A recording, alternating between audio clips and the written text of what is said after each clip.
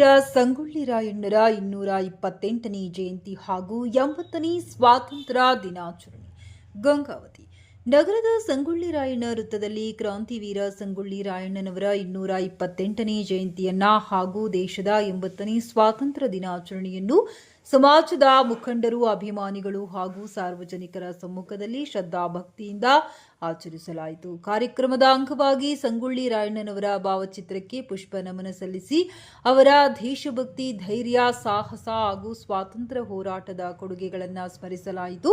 ಇದೇ ಸಂದರ್ಭದಲ್ಲಿ ರಾಷ್ಟ್ರದ ಧ್ವಜಾರೋಹಣ ನೆರವೇರಿಸಿ ದೇಶದ ಸ್ವಾತಂತ್ರ್ಯಕ್ಕಾಗಿ ಹೋರಾಡಿದ ಮಹನೀಯರನ್ನ ಸ್ಮರಿಸಲಾಯಿತು.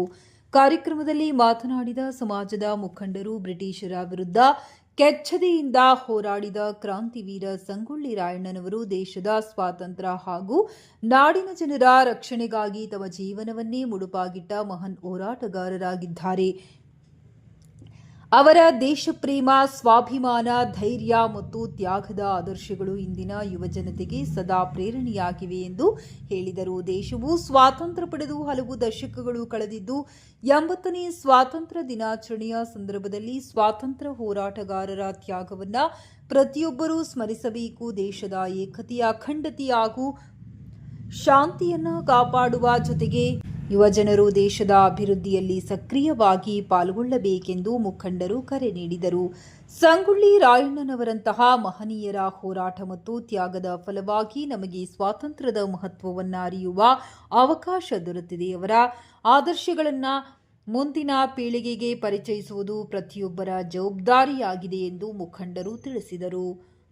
ಕಾರ್ಯಕ್ರಮದಲ್ಲಿ ತಾಲೂಕು ಹಾಲುಮತ ಸಮಾಜದ ಅಧ್ಯಕ್ಷ ಯಮುನಪ್ಪ ವಿಠಲಾಪುರ, ಗಂಗಾವತಿ ನಗರ ಘಟಕದ ಕೆ ನಾಗೇಶಪ್ಪ, ಮುದುಕಪ್ಪ ಗಡ್ಡಿ, ಅಶೋಕ್ ಗೌಡ ಗೌಡ್ರು, ಸಿದ್ದಲಿಂಗಪ್ಪ ಗೌಡ, ಬಸವರಾಜ್ ಬಿ, ಬಸವರಾಜ್ ಸಂಗಟಿ, ಹನುಮಂತಪ್ಪ, ಹುಲಿ ಹೈದರ್, ಪರಶುರಾಮ್ ಇಟಗಿ, ಗೀತಾ, ವಿಕ್ರಮ್, ಕಸ್ತೂರಿಯಮ್ಮ, ಸಮಾಜದ ಮುಖಂಡರು, ಅಭಿಮಾನಿಗಳು ಹಾಗೂ ಸಾರ್ವಜನಿಕರು ಉಪಸ್ಥಿತರಿದ್ದರು.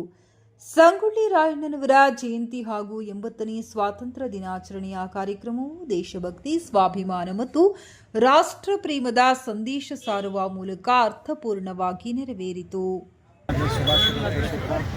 ಹಾಗೂ ಕ್ರಾಂತಿವೀರ ಸಂಗೊಳ್ಳಿ ರಾಯಣ್ಣವರ ಜನ್ಮದಿನದ ಶುಭಾಶಯಗಳು ಮತ್ತು ಸಮಾಜ ವತಿಯಿಂದ ಇವತ್ತು ಜಯಂತಿಯನ್ನು ಆಚರಣೆ ಮಾಡ್ತಾ ಇದ್ದೀವಿ. ಭಾವಚಿತ್ರಕ್ಕೆ ಪುಷ್ಪಭೂಷಣೆ ಮತ್ತು ಮಾಲಾರ್ಪಣೆ ಮಾಡುವ ಮುಖಾಂತರ ಈ ಜಯಂತಿಯನ್ನು ಆಚರಣೆ ಮಾಡಲಾಗಿದೆ.